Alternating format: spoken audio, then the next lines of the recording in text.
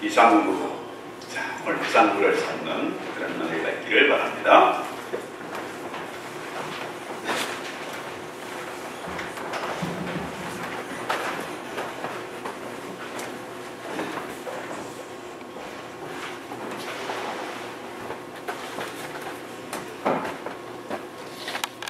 할렐루야. 오늘 말씀 제목이 너무 거창하죠?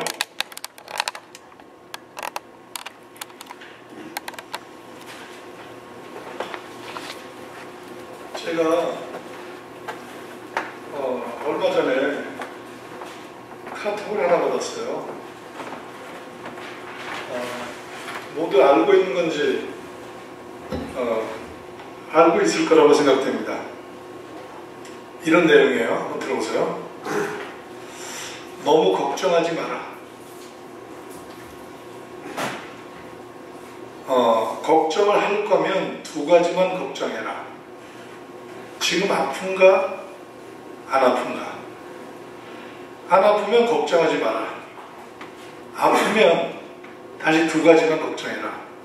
낫는 병인가? 안 낫는 병인가? 낫는 병이면 걱정하지 마라. 안 낫는 병이면 두 가지만 걱정해라. 죽는 병인가? 안 죽는 병인가? 안 죽는 병이면 걱정하지 마라. 죽는 병이면 두 가지만 걱정해라. 천국에 갈 것 같은가? 지옥에 갈 것 같은가? 천국에 갈 것 같으면 걱정하지 마라. 마지막 말은 이래요. 지옥에 갈 것 같으면 지옥 갈 사람이 무슨 걱정이냐?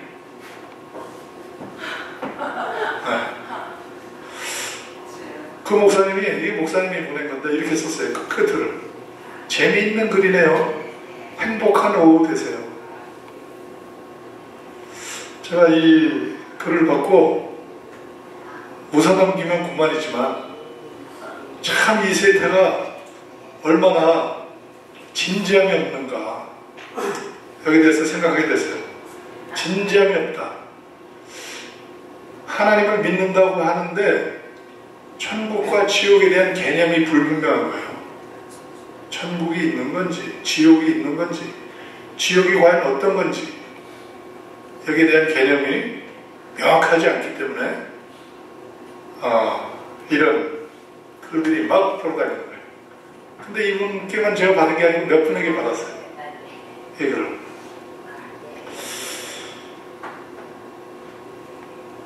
이 세상을 꼭 이원론으로 보는 건 안 좋지만 그러나 우리가 분명하게 하나님 믿는 신앙이 무엇이고 우리가 어떤 것을 추구하는가 하는 어떤 분명한 인식이 있어야 될 줄 믿습니다.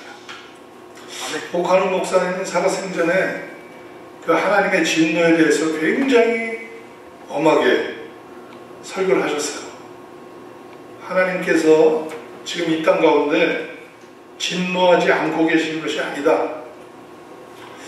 하나님은 지금도 우리에게 불같이 진노하고 계시는데 다만 하나님의 그 진노를 유예하고 있을 뿐이다.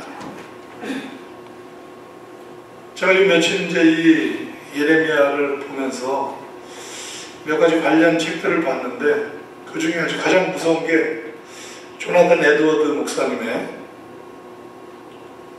진노하시는 하나님이에요. 조나단 에드원드 목사님은 약 한 18세기 말에 미국에 엄청난 부흥을 일으키신 분이에요.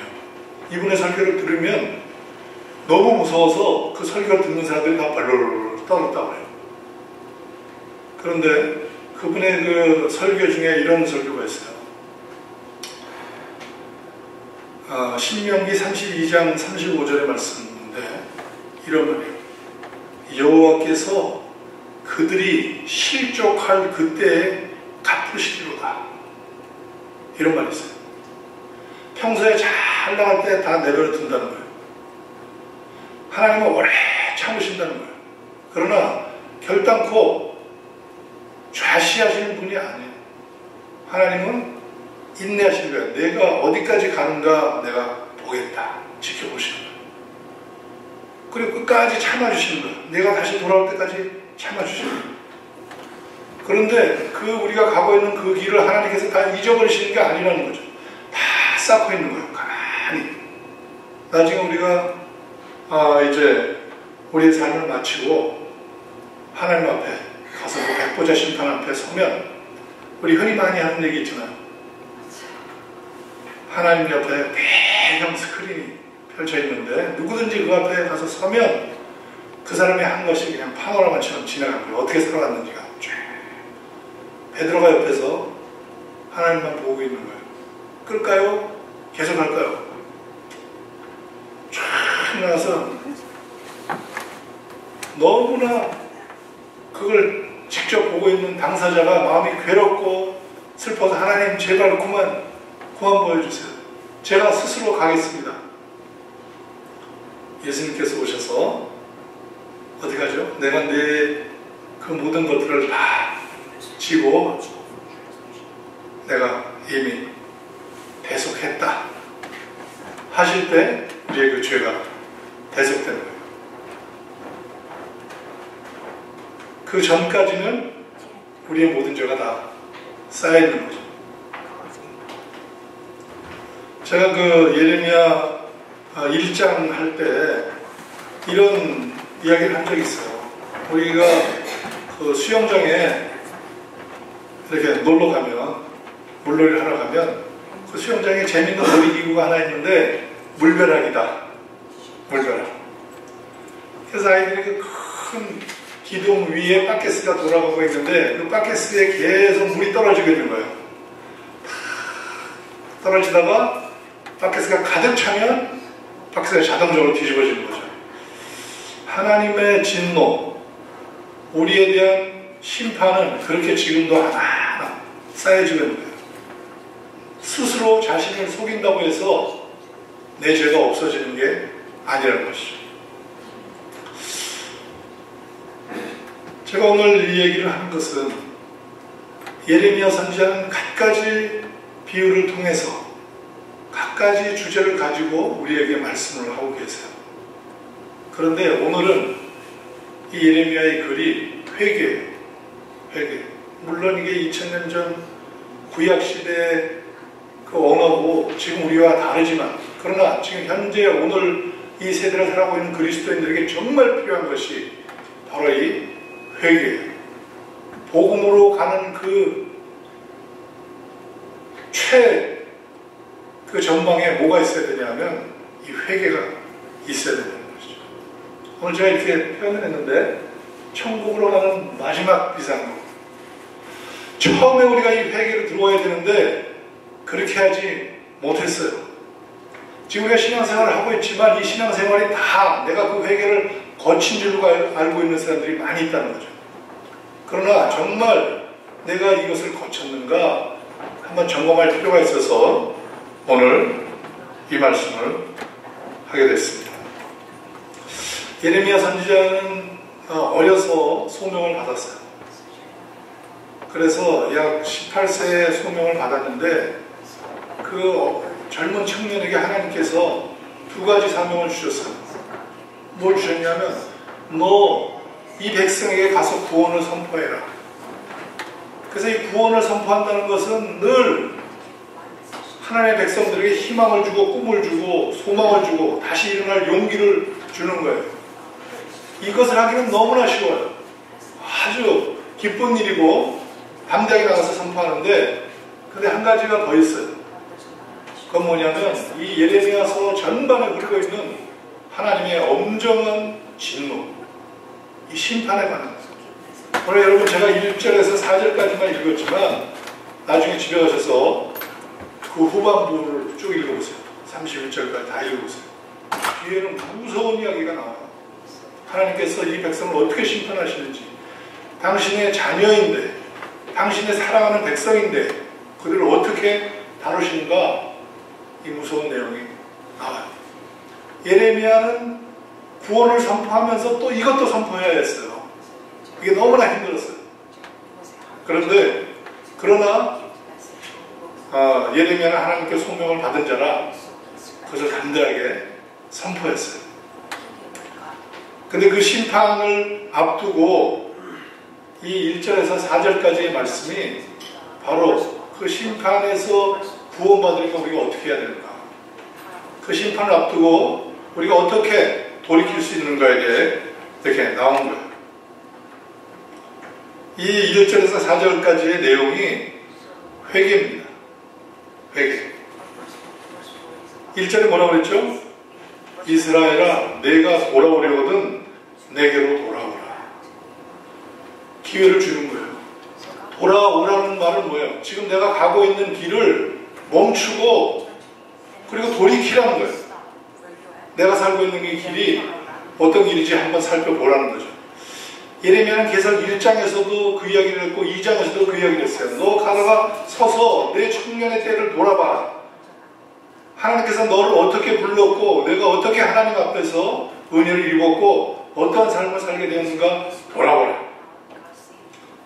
3장에서도 또 마찬가지로 돌아보라는 얘기를 했어요. 마지막 오늘 4장에서 분명하게 여호와께서 이르시되 이렇게 얘기해요. 이스라엘아, 내가 돌아오려거든 내게로 돌아오라. 그런데 그냥 돌아오라는 게 아니고 돌아올 때 조건이 있어요. 뭐라 그래요? 가증한 것을 버리라. 가증한 것을 버리고 내가 흔들리지 아니하며. 여기서 이 흔들리지 아니하는 말이 이게 새 번역이에요.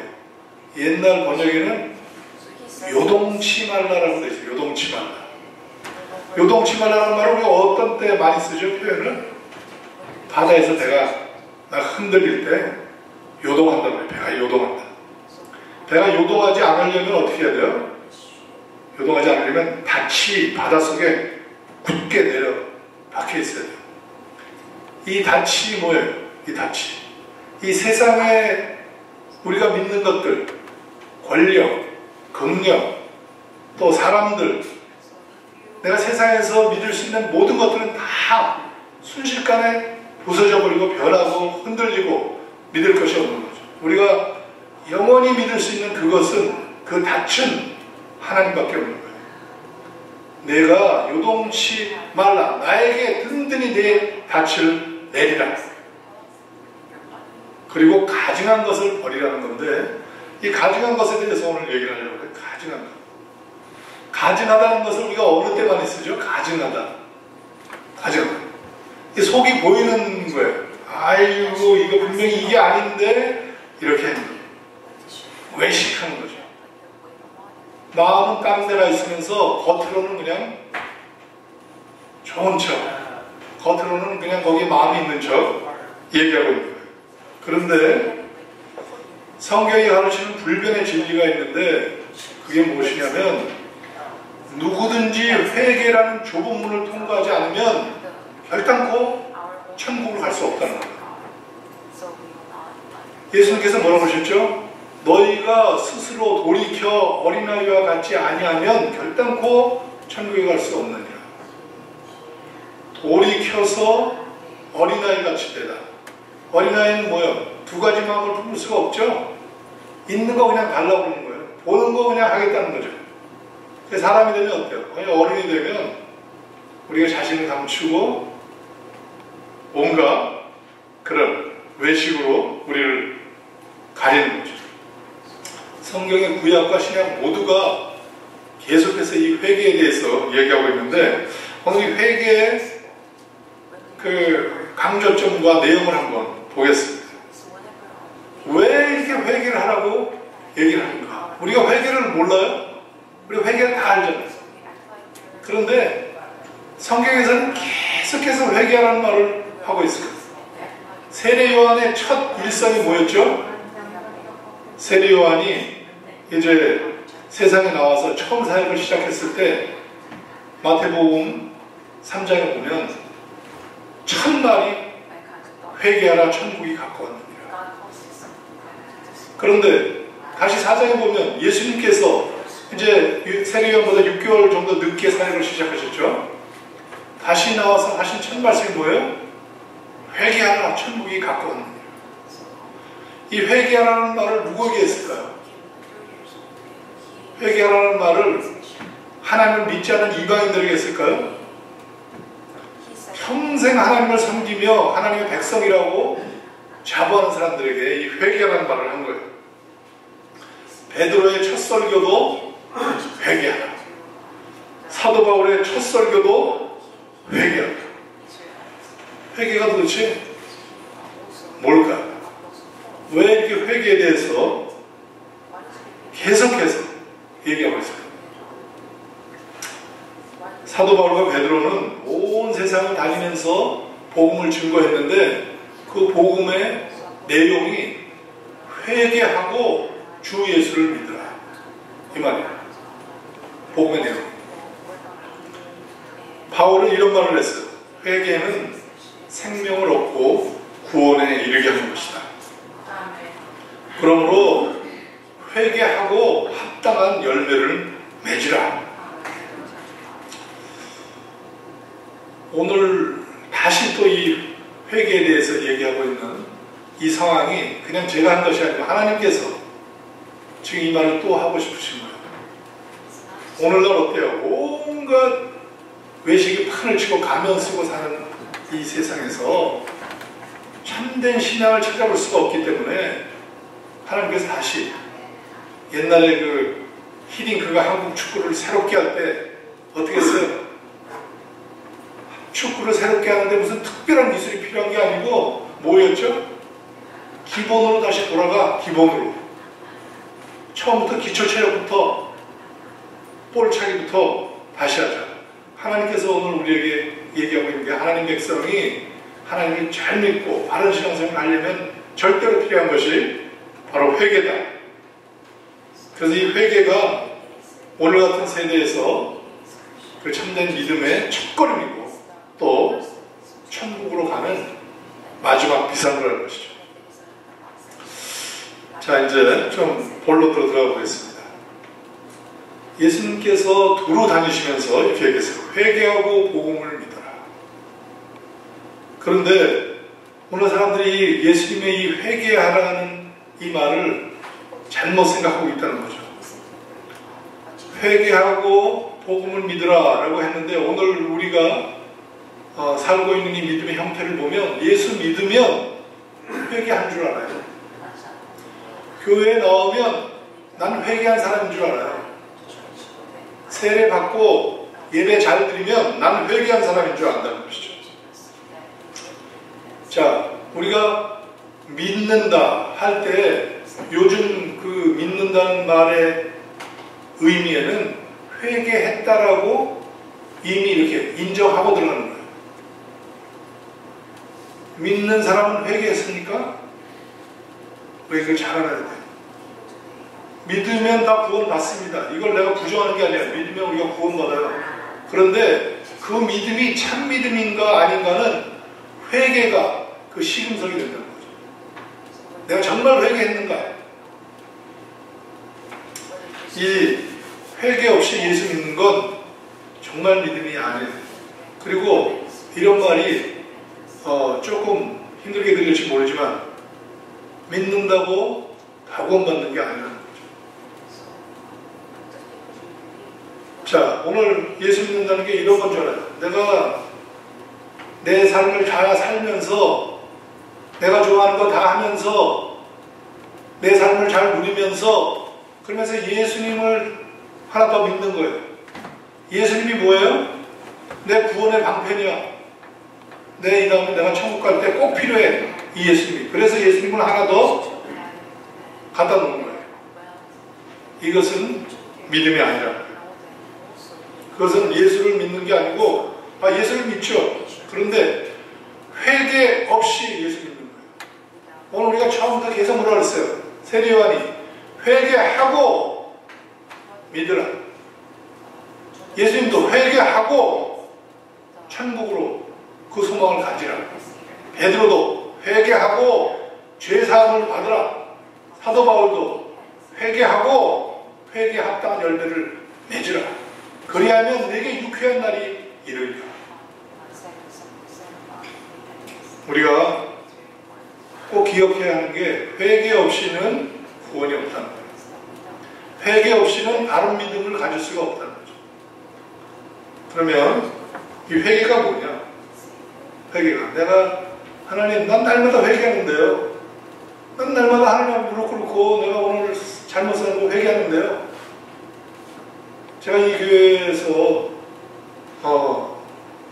이 교회라기보다 이 강 목사님께 굉장히 은혜를 받고 강 목사님을 존경하는 게 회개에 대해서 특별히 강조하시고 예배 때마다 회개 기도를 하시고 우리에게 그 회개에 대한 어떤 개념을 심어주시려고 굉장히 노력하세요. 이 회개에는 이 말 그대로예요.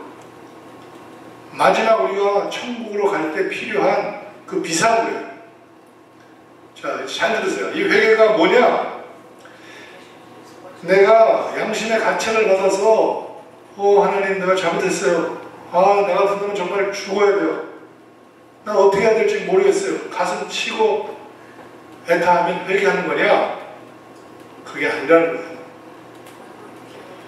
내가 스스로 판단하면 이건 내가 정말 잘못했네. 내 판단에 내가 배운 지식에 도덕적인 의로 나의 지식으로 내 행위를 질책하고 하나님 앞에서 그것을 뉘우쳤어. 이게 회개냐? 그게 아니에요.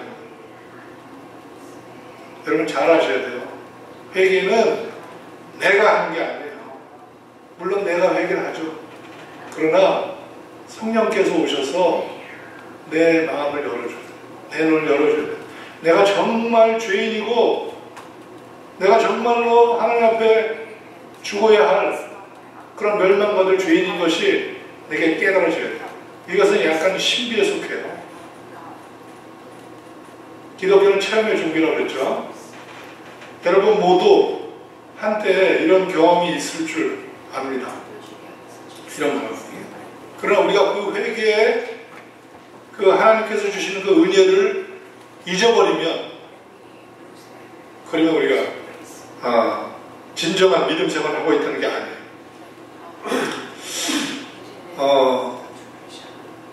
회개를 하면 그러면 어떻게 되냐? 내가 회개했는가 안 했는가를 따져볼 수 있는 증거가 있어요.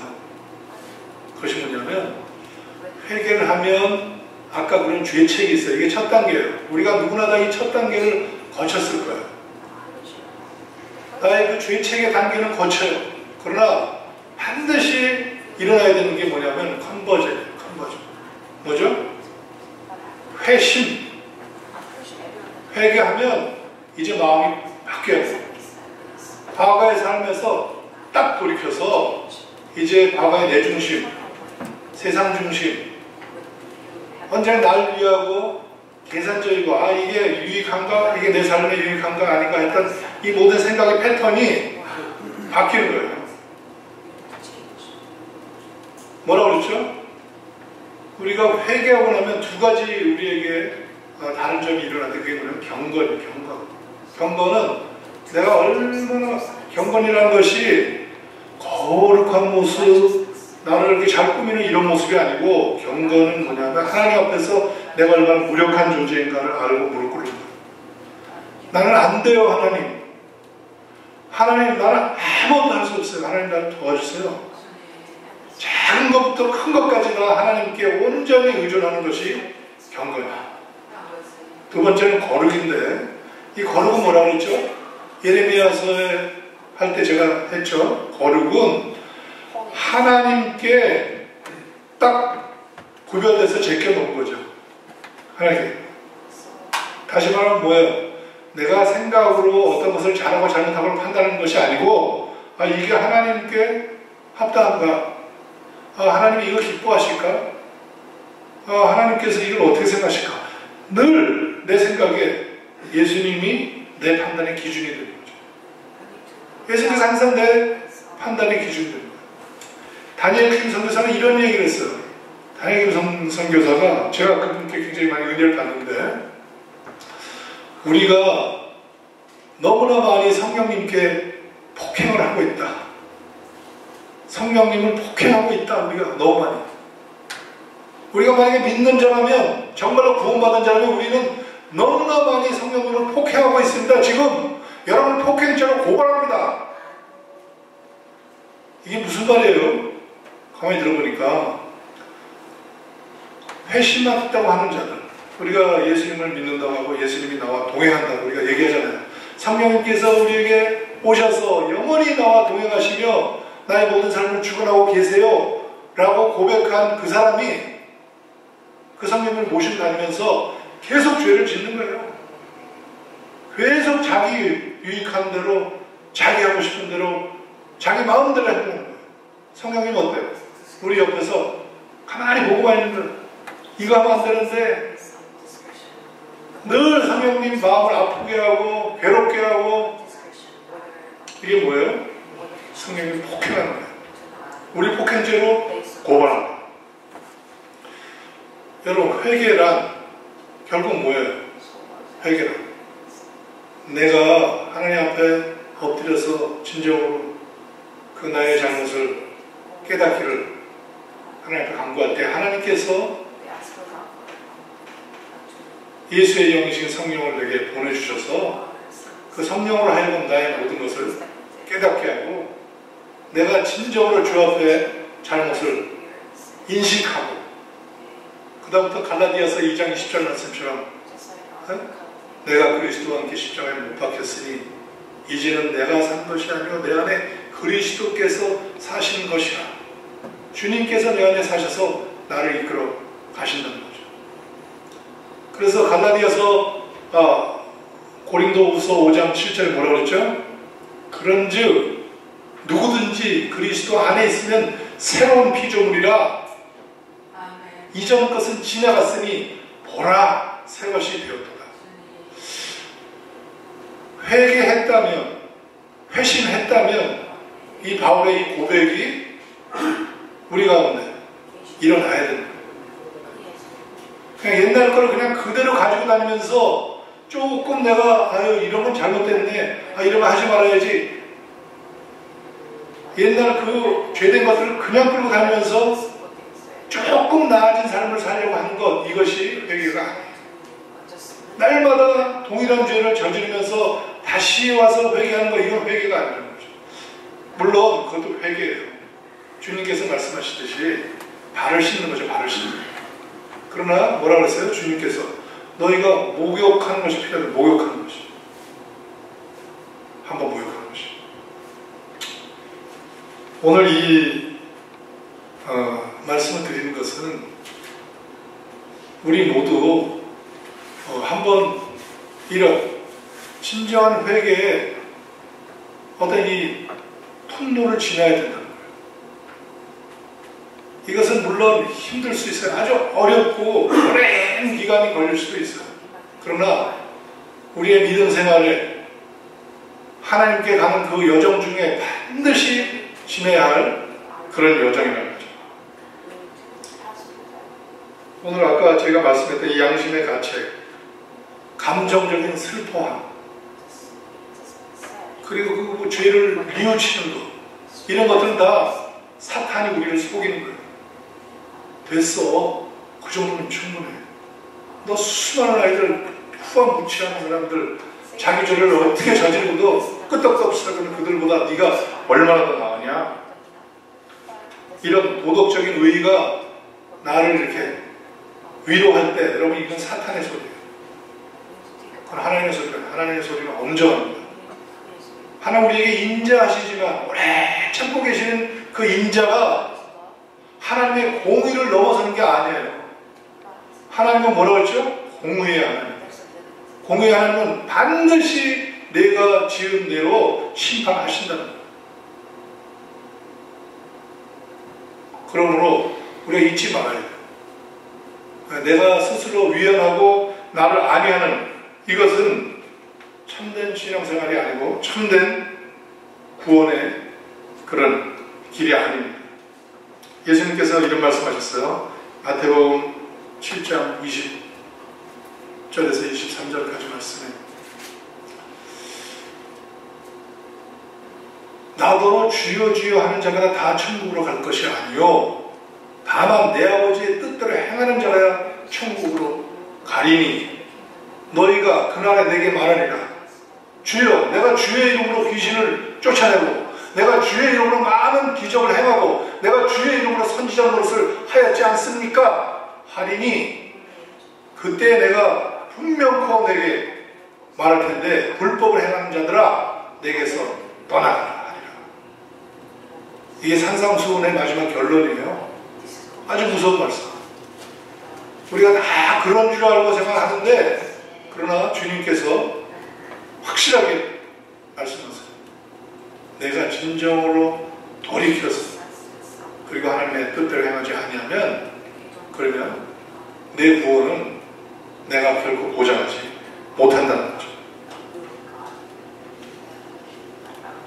자, 말씀을 냈습니다. 오늘 본문에 보면 이런 말이 나와요. 여호와께서 유다와 예루살렘 사람에게 이와 같이 이르노라. 너희는 묵은 땅을 기경하라. 묵은 땅 뭐예요? 내가 여태까지 살아왔던 삶을 뒤집어 엎으라는 거예요. 이 땅을 갈아엎는다는 게 굉장히 힘들어요. 그리고 그 땅은 얼마나 아파요. 이게 썰해가지고 가서 그냥 긁어서 뒤집어 엎으니까. 근데 그렇게 하지 않으면 안 된다는 거죠. 그리고 가시덤불을 거두라는 거예요. 가시덤불에 파종하지 말라. 다시 말해 내 마음속에 있는 온갖 헛된 욕망들, 미움들, 여러 가지 나의 삶의 흔적들을 다 뽑아버리고 그리고 이제 마음에 할례를 행하고 할례를 행한다는 건 하나님 앞에 완전히 돌아서는 거예요. 할례는 뭐예요? 내가 하나님의 백성이다라고 만민 앞에 증거하는 거예요.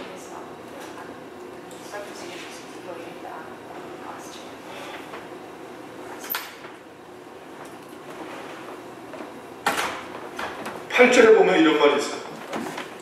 8절에 너희는 굵은 배를 두르고 애곡하라. 여호와의 맹렬한 노가 아직 너희에게서 돌이키지 아니하니라. 굵은 배를 매라는 것은 우리의 삶을 늘 경계하며 살라는 거예요. 굵은 배는 뭐죠? 그 내가 그냥 지금 슬픔을 당한 사람이라는 거죠. 아주 어려움을 당한 사람이에요. 옛날에 그 요나서에 보면 하나님께서 요나에게 니느웨를 멸하실 때 너는 니느웨에 가서 이제 3일 후에 이 나라가 멸망할 거라고 선포해라 라고 얘기했어요. 요나서 여러분 다 알죠. 요나가 그걸 싫어서 이리저리 도망치다가 결국 가서 그 말을 선포했는데 그 말을 선포하자 니느웨 왕이 이렇게 얘기했어요. 무릇 사람이나 짐승이나 물어하고 다 붉은 배를 입고 그리고 하나님을 향하여 부르짖으며 구원을 구하라. 그 왕이 요나의 그 한마디에 온 백성에게 그 금식을 선포하고 붉은 배를 입고 하나님께 부르짖고 그들의 생명을 구하라고 이렇게 명령했어요. 오늘 이런 그 믿음의 결단이 필요해요. 한 나라의 왕이면서 그 선지자의 말을 명확하게 듣고 그렇게 삶을 변경했어요. 여러분 회개는 이런 거예요. 왕이 온 백성과 짐승에게까지 굵은 배를 입고 그리고 무릎 꿇고 회개하라, 금식하라라고 얘기하는 결단처럼 우리가 우리 신앙생활에서 이런 결단이 필요한 거죠. 이게 우리에게 선행될 때 진정한 우리의 믿음이 시작되고, 그리고 종국에 우리가 정말로 우리가 영원히 가서 살고 그 나라로 가는 그 길이 열리는 것입니다. 말씀을 했습니다. 하나님께서 우리 모두에게 그런 참된 그런 회개의 기회를 주실 줄 믿습니다. 오래 참고 인내하면서 하나님 앞에 그 회개의 기도를 드리는 우리 모두가 되시기를 주님의 이름으로 축원합니다. 기도하겠습니다. 하나님 감사합니다. 소망이 없는 저희들에게 하나님의 구원의 복음을 주셔서 우리로 이제 다시금 희망을 갖고 살아가게 하시면 감사합니다. 영원히 빛이 꺼지는 그런 지옥의 부류에서 우리가 살아가고 있는데 하나님 우리가 깨닫지 못하고 농담으로 여기고 그렇게 우리의 신앙생활을 해가고 있는 것을 이 시간 회개합니다. 주님 우리에게 진실한 마음 주시고 진실한 회개의 영을 부어주셔서 다시 한번 하나님 앞에 바로 서는 우리 모두가 되게 하여 주옵소서. 감사드리며 예수님의 이름으로 기도드리옵나이다. 아멘.